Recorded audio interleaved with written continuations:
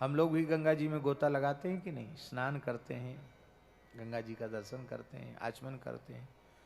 और ध्रुव जी भी गंगा जी में रोज गोता लगाते हैं, ध्रुवलोक में स्नान करते हैं, वहीं अपना नित्य नियम करते हैं। और कैसे गंगा जी का दर्शन करके वे विह्वल हो जाते हैं। सुखदेव जी कहते हैं, यत्र ह वाव वीरव्रत औत्तान पादि परम भागवतो स्मत कुल देवता चरणारविंदोदकम इति यामनु सवन मुत्कृष्यमाण भगवत भक्ति योगेन दृढ़म कृद्यमानांतर हृदय औत्कंठ विवशा मीलित लोचन युगल कुड्मल विगलिता मल वाष्प कलयाभिव्यंजमाना मान रोमा पुलक कुलको धुना परमादरेण शिरसा विभर्ति। कितनी अद्भुत बात। कहते हैं श्री ध्रुव जी महाराज औत्तान पाद ही, उत्तान पाद के पुत्र जो श्री ध्रुव जी हैं, जो परम भागवत हैं, ऐसे परम भागवत ध्रुव जी जब भगवती श्री गंगा जी का, भगवत पदी श्री गंगा जी का दर्शन करते हैं तो कहते हैं, अरे ये तो हमारे कुल देवता का चरणोदक है, उनके चरणों को छूकर यह जल आया है। चरणार विंदोदकम इति, ये चरणार विंद का जल है। और उसको देख करके उनके हृदय में इतना प्रेम जागृत हो जाता है कि भगवत भक्ति के योग से केवल गंगा जी के दर्शन से ही ध्रुव जी का हृदय पिघल जाता है। हृदय इतना द्रवित हो जाता है कि भगवान के चरण कमलों के ध्यान में वे डूब जाते हैं और उनके नेत्रों से अविरल अश्रुधारा प्रवाहित होने लग जाती है। उनका रोमांच हो जाता है। और फिर बार बार ध्यान से देखें, बार बार श्री गंगा जी के जल को अपने मस्तक पर लगाते हैं और आनंद में विभोर हो जाते हैं। हम व्यासी कहना ये चाहते हैं कि इस भाव से कोई गंगा जी का दर्शन जीवन में एक बार कर ले तो एक बार में ही काम बन जाएगा उसका। भागवत जी में जो लिखा है ना, मनमोहन शरण जी, नहियम मयान तीर्थानी न देवा मृच्छला मया ते पुनंतिरुकाले न दर्शना देव साधवा, ये जो बात लिखी है ये इसलिए लिखी है। ते उरुकाले न पुनंती, ये इसलिए लिखा है कि गंगा जी का दर्शन करके, यमुना जी का दर्शन करते, भगवत विग्रहों का दर्शन करके ये साक्षात भगवान है, ये भाव हमारा नहीं बनता। तीर्थ के जल में जल, सामान्य जल की बुद्धि, और तीर्थों में विद्यमान जो भगवत विग्रह हैं उनमें मृत पाषाण आदि की वृद्धि की, लकड़ी के हैं, ये मिट्टी के हैं, ये पत्थर के हैं, ये सोने के भगवान हैं, ये अष्टधातु के भगवान हैं। तो भगवान का दर्शन नहीं करते हम लोग, जड़ पदार्थों का दर्शन करते हैं, इसलिए उरुकाले न पुनंती। पर ध्रुव जी जिस भाव से गंगा जी का दर्शन करते हैं, अरे दर्शन की क्या चले, इस भाव से कोई गंगा जी का स्मरण 1000 लाख योजन दूर बैठ करके करे, वह भी पवित्र हो जाएगा। गंगा जी कौन है? बहता हुआ ब्रह्म ही श्री गंगा जी है। देखो, गंगा जी अपने चरणों में निष्ठा रखने वाले के ऊपर कितनी कृपा करती है। आपके ही परिवार के श्री दीनदयाल जी जालान जी थे। बोलने का ढंग तो थोड़ा उनका अपने ढंग का ही था, अपने ढंग से ही बोलते थे वो, आप सब जानते ही। हमसे भी बड़ा प्रेम रखते थे, तो हमसे वो कहते थे, महाराज जी मैं 2 काम करता हूँ बनारस में रह के। कौन? बोले, तो जिस दिन बनारस पहुंचूंगा चाहे रात हो जाए, गंगा जी में गोता जरूर लगाता हूँ, और फिर विश्वनाथ जी जाता हूं तो कहता हूं ले कर लो मेरा दर्शन। क्योंकि आप ऐसा कहते विश्वनाथ जी बोला, हाँ बोले हमारे तो आंख है नहीं, हम क्या विश्वनाथ जी का दर्शन करेंगे, भाई नगर के राजा हैं। हम कहते भाई हमारा दर्शन कर लो, मैं आपके नगर में रहने वाला हूं। तो गंगा जी में नित्य गोता लगाने का दिव्य परिणाम यह हुआ कि ऋषिकेश में गंगा जी के मध्य में उनका भगवत धाम प्रयाण हुआ। एक गंगा जी, गंगा जी साक्षात परब्रह्म है। क्या करें, हम लोगों में विश्वास नहीं है, श्रद्धा नहीं है, प्रेम नहीं है जैसा होना चाहिए। नहीं, गंगा जी का दर्शन साक्षात भगवत दर्शन है। ऋषिकेश में परम श्रद्धेय पूज्य स्वामी जी का दर्शन करने को क्यों आए हो? बोले आपका दर्शन करने। बोले हमारा दर्शन क्या करो, गंगा जी का दर्शन कर लो। कहते थे ना स्वामी जी, ये साक्षात भगवान है, इनका दर्शन करो, हमारा दर्शन क्या करोगे, गंगा जी का दर्शन करो। क्या कहना है।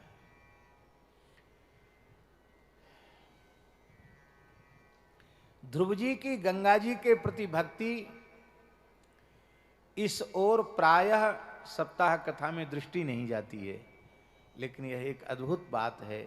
इससे सीख मिलती है कि हमको भगवत दर्शन कैसे करना चाहिए, हमें तीर्थ का सेवन कैसे करना चाहिए। श्री यमुना जी क्या हैं? प्रेम विग्रह, रस विग्रह, श्री युगलवर श्यामा श्याम, उनका उच्छलित जो प्रेम है वही श्री यमुना जी है। यमुना जी के रूप में प्रेम बह रहा है। द्रवीभूत प्रेम श्री यमुना जी हैं, घनीभूत प्रेम श्री गिरिराज जी हैं। और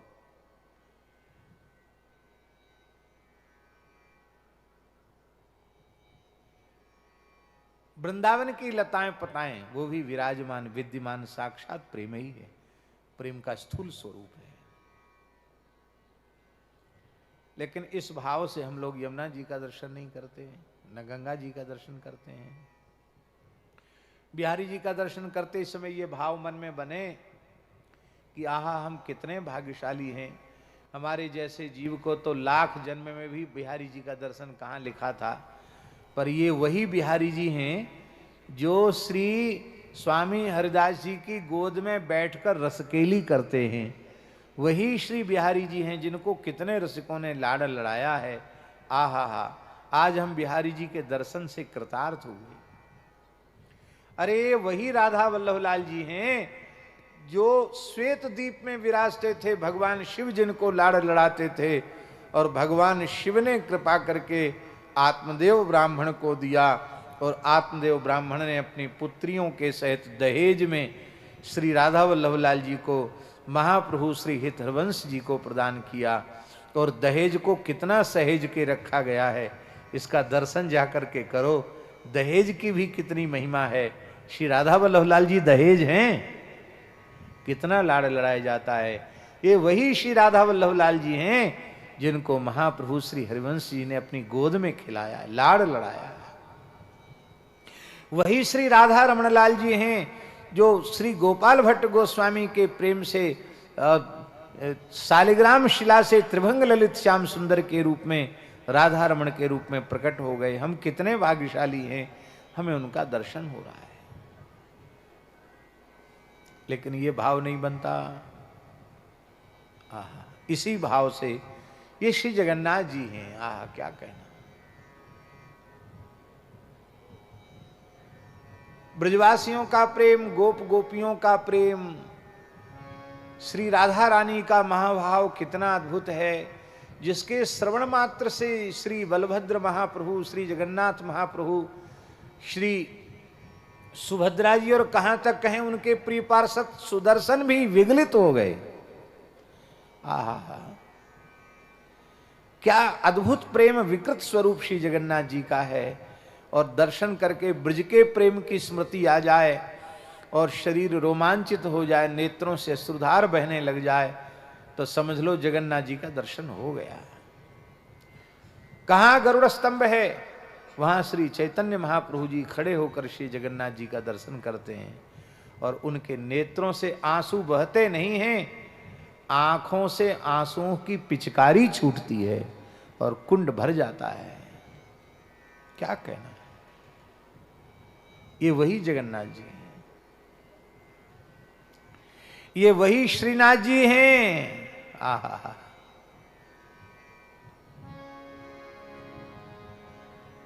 इस कलिकाल में श्रीनाथ जी ने इतनी लीलाएं की हैं, इतनी लीलाएं की हैं, हमारा कोई पारावार नहीं।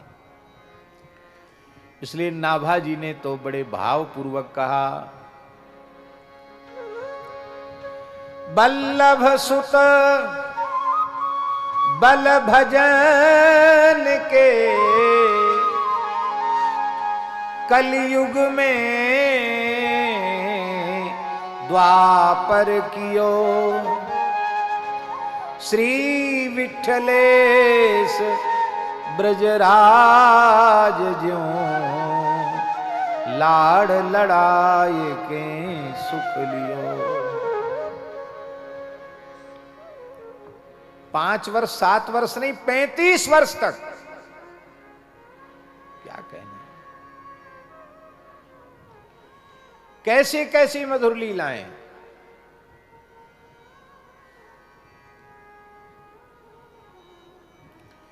श्रीनाथ जी कांपने लग गए। गोसाई जी मंदिर में पधारे, देखा लाल जी तो कांप रहे। जय जय, कहा बात भाई।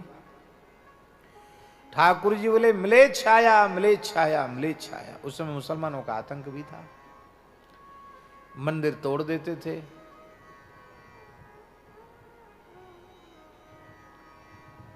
गोसाई जी तो समझ गए लाल जी बड़े भयभीत हैं, कहीं मिले छाकर मंदिर को अपवित्र न कर दें। जय जय, फिर क्या किया जाए। बोले हमको किसी एकांत जगह में हमको छिपाओ, वहां ले चलो। कहां ले चलें? तो बोले टोंड़ के घने ले चलो। कहां? टोंड़ का घना वही है, गिरिराज जी के निकट ही, भरतपुर जिले में पड़ता है। इस समय भरतपुर ब्रज ही है।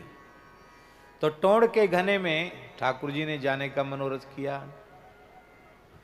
न हाथी था, न घोड़ा था, न पालकी थी, न रथ था।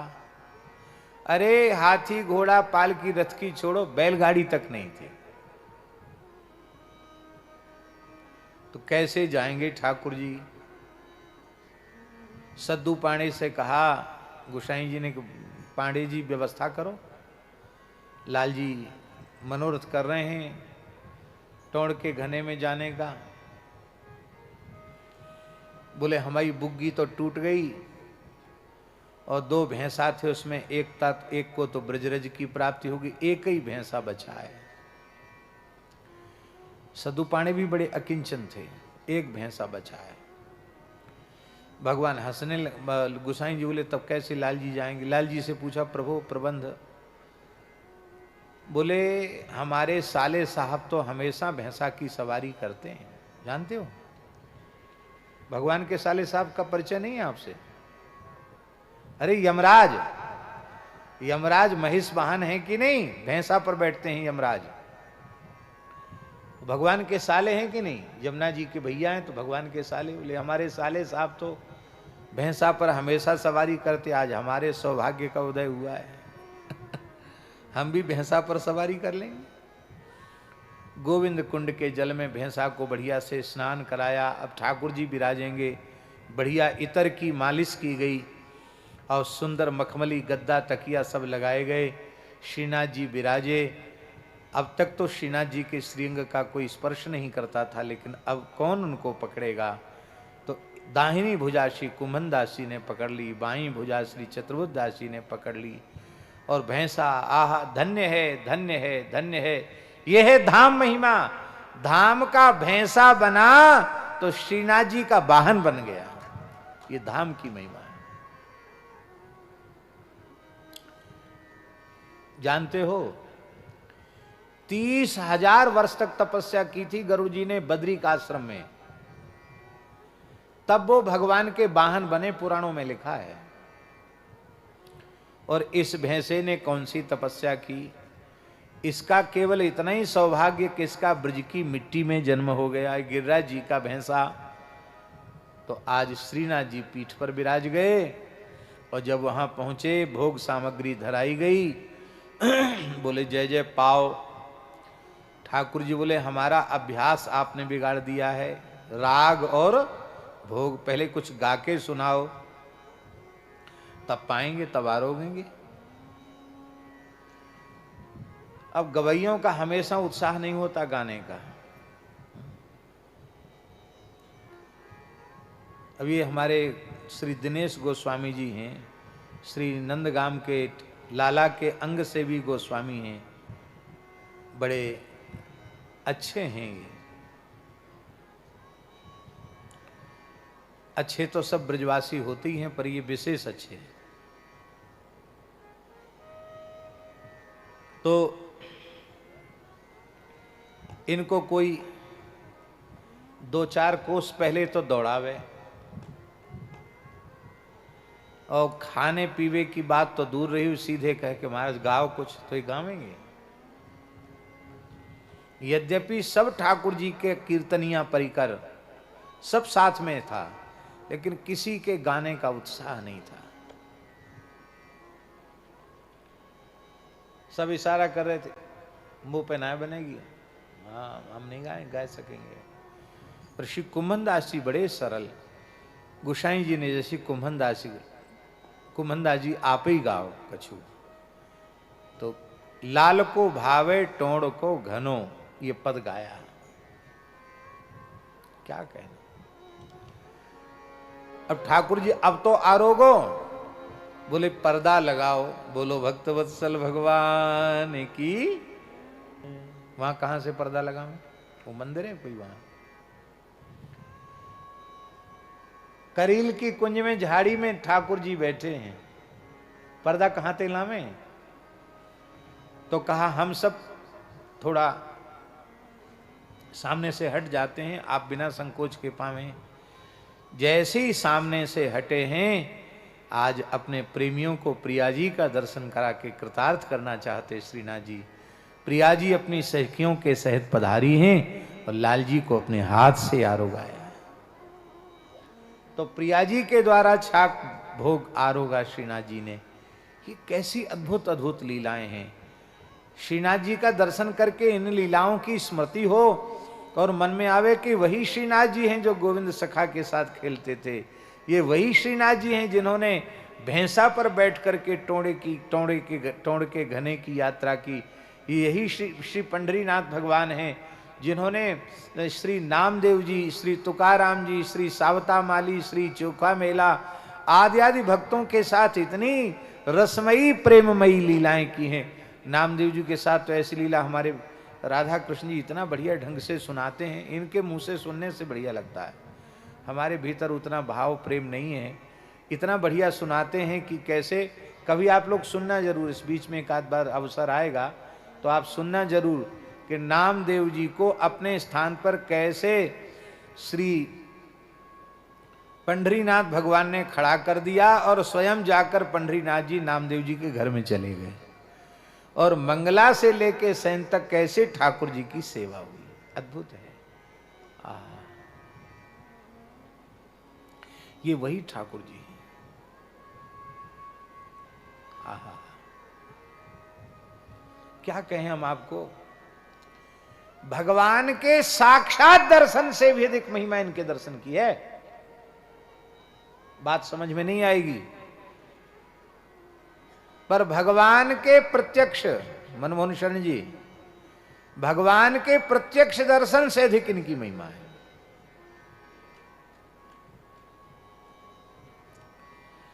पर इनके सामने भी हम कहते हैं कि हे प्रभु आप कृपा करो, हमें आपका साक्षात्कार हो। अरे भले आदमी, साक्षात तो सामने ठाड़े हैं, अब कौन से साक्षात्कार की बात कर रहे हो तू?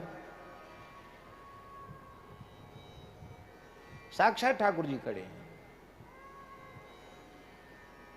हमारे चंद्र सरोवर सूर्यश्याम गौशाला के निकट ही जमनाम तो गांव है, जहां के श्री कुम्भनदास जी, और कुम्भनदास जी के खेत चंद्र सरोवर पे हैं। आज भी उनके परिवार के खेत हैं। जिस खेत में श्री कुम्भनदास जी हल हाँकते थे वो खेत आज भी है। और आप विचार करें, श्री कुम्भनदास जी हल चला रहे हैं और श्रीनाथ जी अपने पीतांबर में बीज भरे हुए हैं और ऐसे ऐसे करके बो रहे हैं। कैसी झांकी। और प्रेम से दोनों बतरा रहे हैं, रसमयी चर्चा कर रहे हैं। इसी बीच में श्रीनाथ जी के राजभोग का टकोरा लगा। अब कीर्तन सेवा है, कुम्भनदास जी पहले ही टकोरा लग जाता, इसमें वैष्णव सावधान हो जाएं वहां पहुंचने के लिए। तो जैसे ही टकोरा लगा तो आप भागे, तो ठाकुर जी ने पकड़ लिया। बोले कहाँ जा रहे हो? बोले वहां जा रहे हैं सेवा में, श्रीनाथ जी की सेवा में, आपकी सेवा में जा रहे। बोले मैं तो यहाँ खड़ा हूं। बोले तुम बातों में अटका लोगे, हमारी सेवा छूट जाएगी, बाद में पीछे बात करेंगे। भगवान को उत्तर नहीं दिया। भाग करके दौड़ करके कुंभनदास जी पहुंचे और वहां पदगान किया, राजभोग का दर्शन किया, किनका प्रसाद लिया। वहां से लौट के आए तो ठाकुर जी एक बबूर के पेड़ के नीचे बैठे थे मेड़ पर। बोले भले आदमी, एक बात तो बताओ, मैं प्रत्यक्ष तुम्हारे साथ खेल रहा हूं, पर हमको छोड़कर वहां विग्रह का दर्शन करने गए, आप क्यों गए? श्री कुंभनदास जी ने कहा, प्रभु पहले तो हम आपसे ये पूछते, आपको बुलायो कौन ने? कहा हमारे बुलाए हुए थे आप पधारे हैं। यदि मैं ये समझूं कि मेरे बुलाए हुए थे आए तो ये बात तो गलत है। आप अपनी कृपा से, आप स्वयं ही कृपा करके पधारे हैं, और कब तक आप डटेंगे? जब तक आपकी इच्छा होगी और आपके मन में आई कि हमें चले जाऊं तो मैं पकड़ पाऊंगा आपको? अरे अनंत कोटि ब्रज गोपियां तो रास में आपको पकड़ न सकी। प्रशमाय प्रसादाय तत्रैवांतर धीयत, उनके बीच में से, अनंत ब्रज गोपियों के बीच से आप अंतर्धान हो गए, मैं आपको पकड़ पाऊंगा? यहां जो आपका दर्शन हो रहा है वह हमारे साधन और हमारी इच्छा के अधीन नहीं, ये आपकी कृपा के अधीन है। लेकिन वहां आचार्य चरण ने आपको विराजमान किया है, वहां आप ये नहीं कह सकते कि अमुक व्यक्ति मेरे दर्शन का पात्र नहीं है। आप आचार्य कृपा से सबको उदारता पूर्वक दर्शन दे रहे हैं। इसलिए हमको तो लगता है कि आपके प्रत्यक्ष स्वरूप से भी अधिक महिमा आपके अर्चावतार की है। इतना सुनते ही ठाकुर जी ने अपनी चंदन चर्चित आजान उलंबित भुजाओं में भर लिया, श्री कुंभनदास जी को हृदय से लगा लिया। बोले मेरे श्री विग्रह स्वरूप में आपका इतना भाव है, इसीलिए रीझ कर हम आपके सामने आते।